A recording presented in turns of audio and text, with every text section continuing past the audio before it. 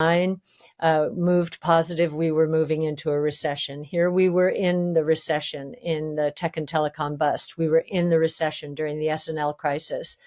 We were in the recession as Volcker was trying to starve the economy of money to squelch inflation. So we're probably in a recession, and we probably, by some metrics, we have been in a recession for some time. In this recent discussion on Ark Invest with Cathie Wood, two key topics shaping the financial landscape are explored. First, she examines the effects of rising interest rates and the Fed's rate hike strategy on the markets, offering predictions on potential economic shifts.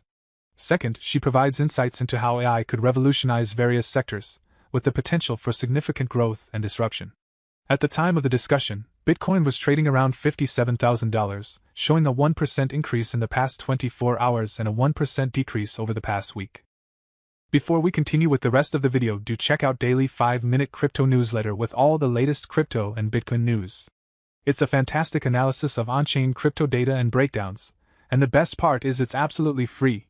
They'll cover expert predictions, breakdowns of on-chain crypto data, and any breaking news you need to know, all in a nutshell. Click the first link in the description and enter your email to join over 50,000 others in becoming a better crypto investor right now.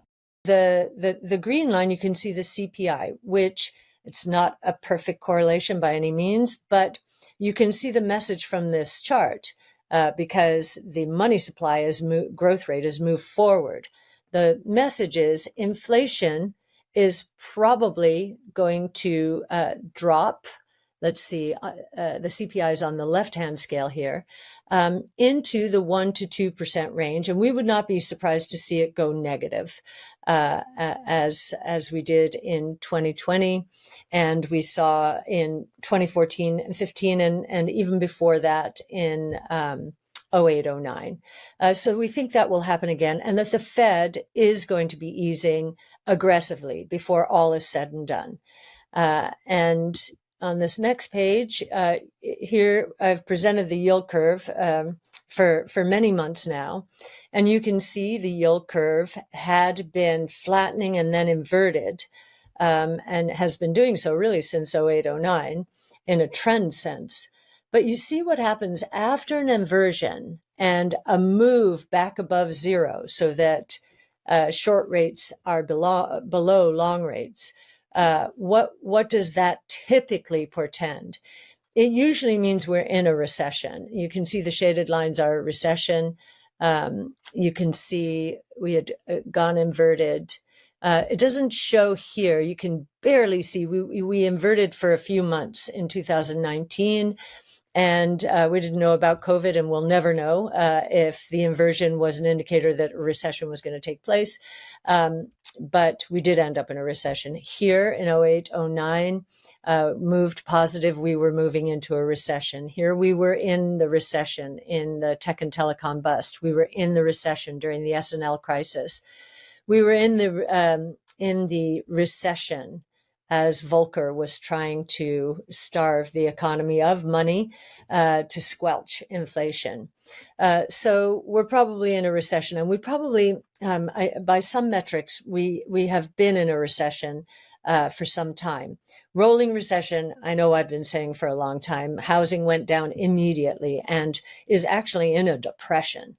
But we do think that's a rubber band stretching, and that's why we don't think that this recession is going to be that bad. It could actually end quite quickly if we get those interest rates down and get the cyclical sectors of the economy cranking again, with so many people waiting on the sidelines, especially for housing, new and existing homes. Inflation clearly is not a problem. Therefore, interest rates should come down, and even long bonds. That 10-year yield peaked in October of 23 at 5%. And now we're at a little above 3.7, which is a pretty big move in terms of the bond market. But this chart is telling us that they're still way too high. The Fed is not just restrictive, which is what Chairman Powell is calling monetary policy. It's very restrictive. And monetary policy does act with a lag. So the Fed taking so long to cut rates suggests to us that we're going to see more deflation sooner rather than a return to inflation. And we would not be surprised to see in the long-term Treasury yield drop back into the 1 to 2% range, which is probably where it should be. But you can see it's much higher. And I think this is what's bothering the stock market. Sure, interest rates are coming down, but the Fed does not understand how tight it has been and does not understand the ramifications therefore. And of course, what's one of the most serious ones? You know, in the years where interest rates were 0 to 1%, I believe there was a lot of leverage introduced into the global economy, especially through real estate. And private equity had a lot to do with that. Private equity has a lot to do with a lot of the debt that has been introduced. And we'll see we're already seeing bankruptcies, companies that they overly leveraged so they could pull their dividends out, are failing. It's terrible. You know, it's probably a story for another time. But real estate also is in a world of hurt. We're seeing a lot of these companies, these REITs, just walking away from properties. So there are a lot of defaults and bankruptcies out there. And the reason I think the equity market is still so unsettled is because equity is at the lowest end of the capital structure. In a default, equity loses everything and the bondholders get something back. Now, and that's why there's been this focus on, you know, cash burn and how much cash do companies have.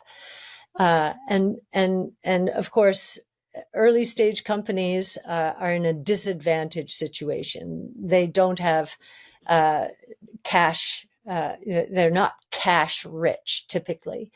And so I think that's been what's been bothering the equity market. I think that's about to change dramatically as the interest rate picture meets up with the reality that this chart is painting, and interest rates drop to surprisingly low levels. As we just heard, Cathie Wood discuss the effects of rising interest rates and the Fed's ongoing rate hikes. Now, let's shift our focus to her predictions for the market's future. Cathie explains how these factors could drive the economy in a new direction.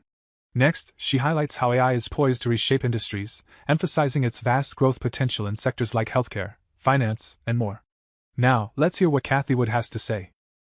Given the disruption to the AI complex in terms of the stocks, including NVIDIA and today Broadcom, we thought it would be good to just give a sense of where we think we are. First of all, we think we're in very early days in terms of AI and its impact on the global economy.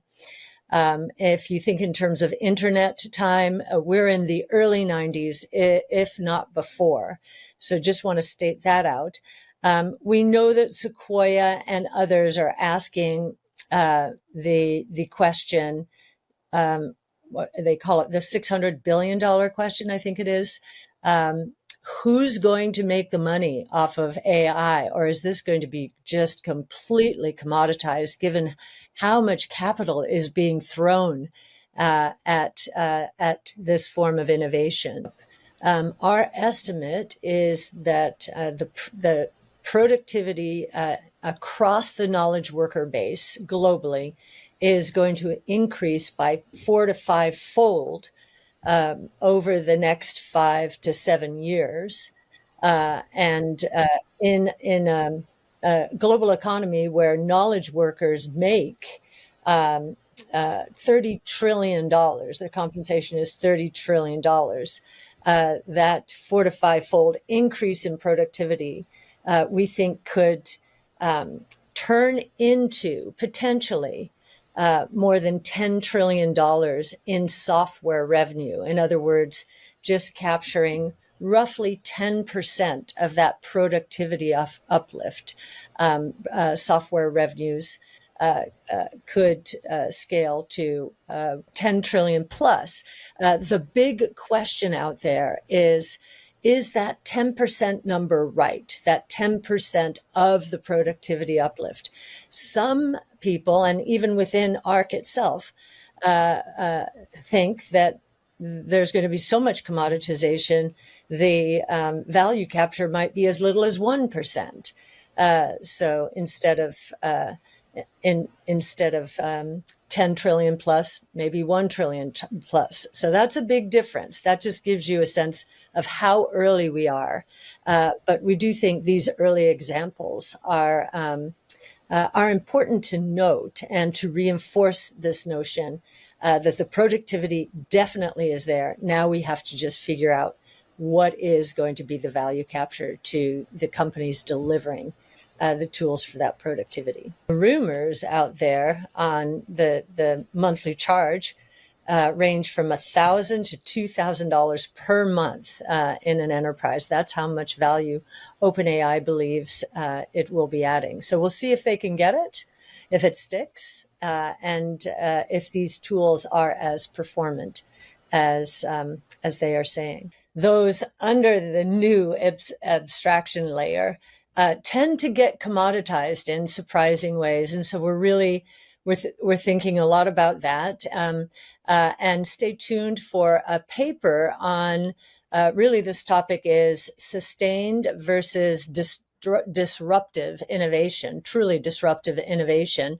Our chief futurist, Brett Winton, has just put the finishing touches on that. And I think you'll find it's pretty provocative as we explore this question, around the incumbents and their strengths, but also their weaknesses in this new paradigm. Cathie delves into how changes in Federal Reserve policies could reshape the financial landscape and how AI could drive unprecedented transformations across various industries.